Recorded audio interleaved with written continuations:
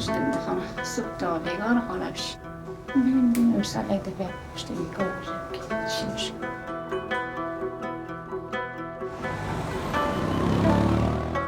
نوزه کنم زده بخواب. نوشتم کنم.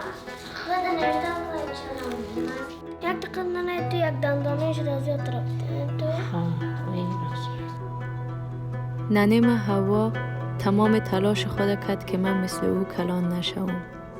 من درس خواندم و خبرنگار شدم. حالی که بالاخره تصمیم گرفته برای خودش کاری بکنه، من در کنارش می باشم.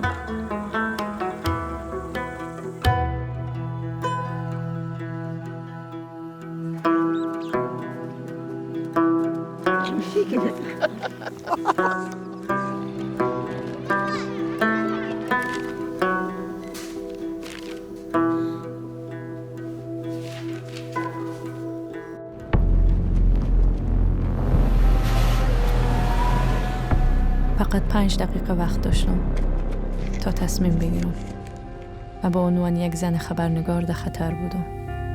من خوش شانس بودم که تانستم از کشور خارج شوم. بی سوادایی پدر نالد رفت. اینا اکمان دی دکتر ها بیچاره اینا چیکار شد.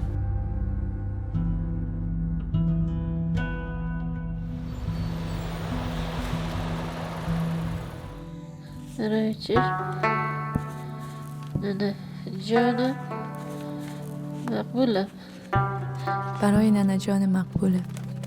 مدت 4 ماه شد.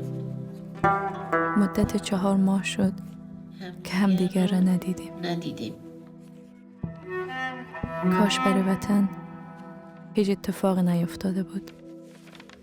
ولی باور دارم دلم روشن هست. ولی باور دارم و دلم روشن است که به زودی همدیگر را میبینیم.